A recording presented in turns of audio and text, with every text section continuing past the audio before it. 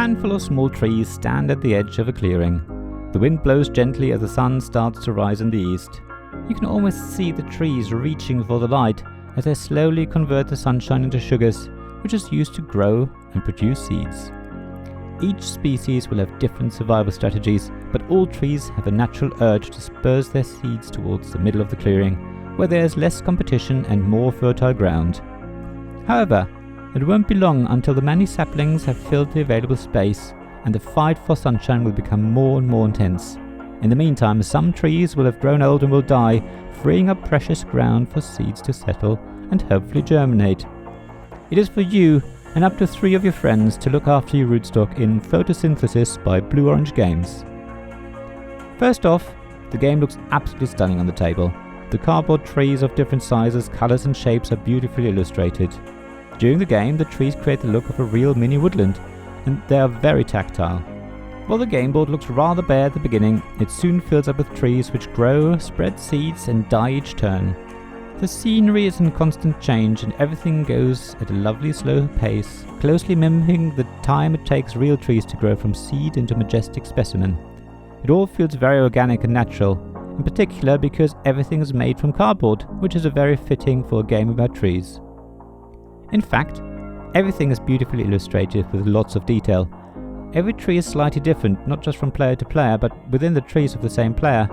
There might be a bird hiding in one tree and another might have a squirrel in it. The same is true for the player mats, while the game board is kept relatively simple to make gameplay easier, but even it has lots of detail around the outside. So as I said, the table presence is amazing and really invites you to play. At the same time, learning the game is very straightforward. The rules are really simple and the rulebook consists of 4 pages, one of which is for the contents, another half page for the setup. During gameplay, the player mats incorporate a little player aid, telling you how much different actions cost, all done in a very visual manner, making it easy to see what you can do and what you need to pay. Even the track that counts the light points, which is the currency in the game, has a little track to the side of it, which tells you how they translate into endgame victory points. It's really all there in front of you. However, there are 2 things that really make photosynthesis stand out for me. First of all, there is the sunshine, which moves around the outside of the little woodland clearing and which decides which trees receive light.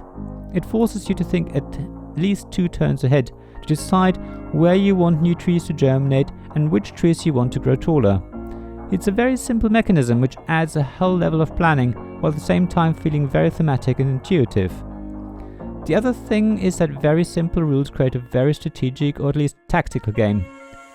I very quickly compared photosynthesis to chess during our plays, but while chess is very difficult to learn, photosynthesis gets you playing very quickly, and it is a matter of playing several games to see what different approaches you can take to get the most points at the end.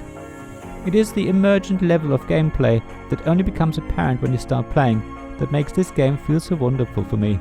However, the need to plan ahead is also frustrating sometimes. After all, a lot can happen in 2 or 3 turns as other players' trees fill the clearing and all you can do is change your tactics, hoping to resume your original plan later in the game. At the same time, you can't just play this game from turn to turn, because it takes you at least 2 turns to plant a seed and make it grow into a sapling, at which point the sun will have moved around the board as well. If you don't think at least 2 turns ahead, chances are that your trees will sit in the shade, and you might not be able to take any or at least only very few actions on your next turn.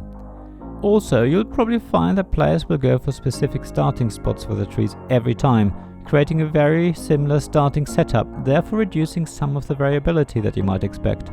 However, just like there's a limited number of well-known openings in chess, each game of chess will be different as it progresses, and the same is true for photosynthesis. So for me, photosynthesis is a game that I enjoy playing, especially because it can be played within an hour, but it's not a game that I'm itching to get out again as soon as possible. I do want to try it with 2 and 4 players, as I've only played it with 3 so far, and I expect it will play differently, but even so, it's not enough to make this game a real favourite for me. I will keep it in my collection though, as it's one of those games that is easy to teach and quick to play. Thank you for listening to this Tabletop Games blog review. There's also a written version of it on my blog, links in the description of this podcast. There you'll also find links to my Ko-fi and Patreon pages if you want to support me financially. Other than that, please also like this podcast and subscribe to it. Leave some stars if you're an Apple Podcast. Everything would be really welcome, and review it if you can as well. Other than that, tell your friends about it, and generally I hope you join me again for another episode of Tabletop Games Blog Review. Thanks for listening, and bye! This podcast was made possible by my Patreon supporters, David Miller of Subquad Publishing, James Naylor of Naylor Games, Paul Grogan of Gaming Rules, Robin Kay of Ruined Sky Games, Sarah Reed of Undine Studios, Tim Vernick, and Richard Simpson of Weird Wizards.